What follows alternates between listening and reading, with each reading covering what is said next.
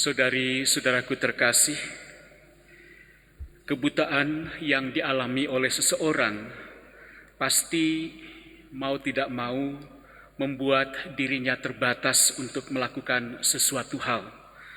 Meskipun kita tahu bahwa ada begitu banyak orang yang mengalami kebutaan, memiliki atau dianugerahi talenta yang sungguh luar biasa, punya keterampilan yang baik, entah mungkin dalam musik, dalam bernyanyi, ataupun keterampilan-keterampilan yang lain.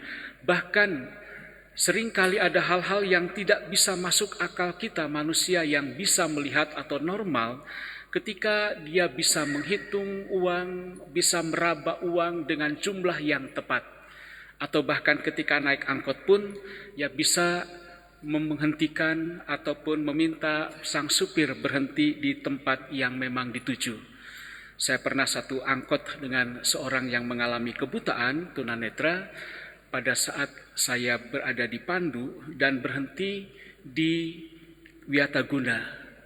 Ya, orang itu bisa mengatakan kepada supirnya stop atau minggir begitu, dan persis di Wiataguna tempat di mana sekolah untuk para tunanetra itu berada. Sesuatu yang sungguh luar biasa yang mungkin bagi kita itu menjadi sesuatu yang ajaib atau aneh.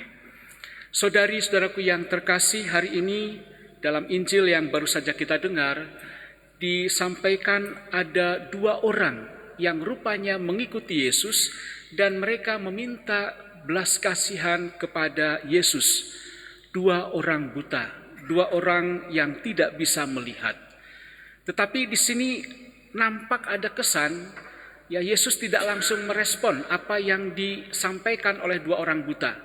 Ketika Yesus sampai di satu rumah, dua orang buta itu masuk, mungkin juga diantar oleh orang-orang yang ada pada saat itu kepada Yesus, dan disitulah Yesus baru mengatakan, apakah kamu percaya bahwa aku bisa melakukannya?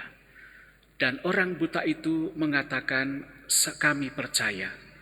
Saudari-saudaraku yang terkasih, mengapa Yesus menanyakan hal itu kepada dua orang buta ini? Nampaknya Yesus juga mengharapkan suatu ungkapan kepercayaan, suatu ungkapan iman, suatu ungkapan kesatuan atau persekutuan antara dua orang buta itu dengan dirinya. Ya, ada ungkapan yang mau dinyatakan, tidak hanya sekedar ikutan orang atau karena mendengar orang lain ada yang disembuhkan, tetapi Yesus rupanya menuntut suatu kepercayaan yang sungguh hadir dari diri mereka sendiri. Dan akhirnya Yesus pun merespon mereka. Yesus menjamah mata mereka dan menyembuhkan mereka dengan mengatakan, sembuhlah, jadilah sesuai dengan imanmu. Saudari-saudaraku yang terkasih, dengan proses menjamah mata orang buta ini, Yesus mau mengungkapkan suatu proses komunikasi. Ya, kalau ada sesuatu yang mendekati mata kita, biasanya dengan spontan mata kita berkedip, gitu ya. Ya takut mungkin, pokoknya ada kelopak mata ini itu melindungi bola mata kita. Nah, Yesus nampaknya ingin menyampaikan cara komunikasi dengan peraba yang langsung bisa dirasakan, ya dialami oleh dua orang buta itu. Tentu di sini adalah suatu pendekatan yang unik, tetapi juga Yesus bisa mendekati kita dengan caranya yang unik juga kepada kita masing-masing, dengan situasi-situasi hidup yang kita alami masing-masing, dengan pengalaman-pengalaman hidup yang satu dengan yang lain tentu berbeda adanya. Saudari-saudaraku yang terkasih, tentu di sini kita percaya bahwa jika saja kita percaya Dia dapat menyembuhkan kita, kita pun dapat disembuhkan dari luka-luka hidup kita, dari penderitaan, dari situasi-situasi yang mungkin membebani kita. Ketika kita sampai pada tingkat kepercayaan dan kepatuhan kepada Tuhan, kita percaya bahwa mujizat itu pun akan terjadi. Tuhan menghendaki semua orang untuk diselamatkan.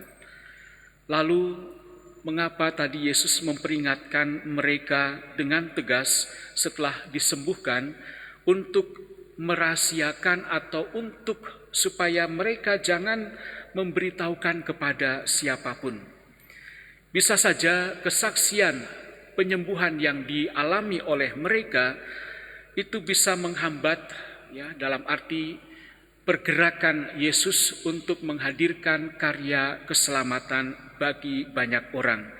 Yesus hendak memberi dan membuat dasar iman yang kokoh bagi banyak orang, bukan karena pertama-tama mujizat, bukan karena aksi penyembuhan yang dilakukan, tetapi lebih-lebih membuat fondasi yang kuat bagi banyak orang supaya mereka mengakui Yesus sebagai Al-Masih, supaya mereka percaya bahwa Allah hadir di dalam kehidupan mereka.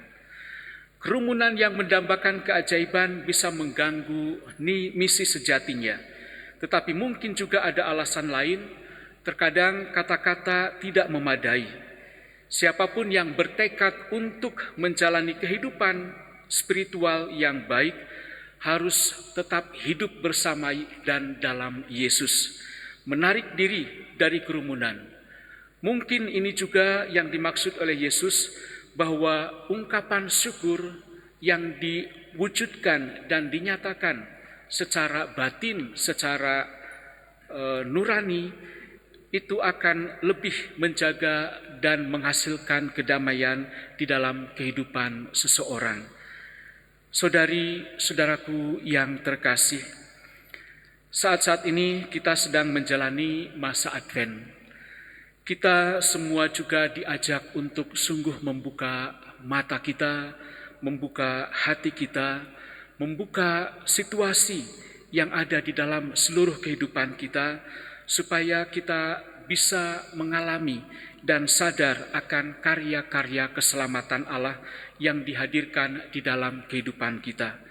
Jangan sampai kita mengalami kebutaan batin, kebutaan hati, sehingga kita tidak peduli kepada orang lain, sehingga kita tidak mau untuk hadir bagi hidup orang lain. Maka saudari-saudari yang terkasih, melalui perayaan Ekaristi ini, marilah kita mohon kekuatan Roh Kudus supaya kita juga dicurahi olehnya rahmat untuk mendapatkan kekuatan baru, memiliki hati yang selalu terbuka bagi karya-karya Tuhan di dalam hidup kita, supaya kita juga dapat berbagi kembali kepada sesama kita. Tuhan memberkati.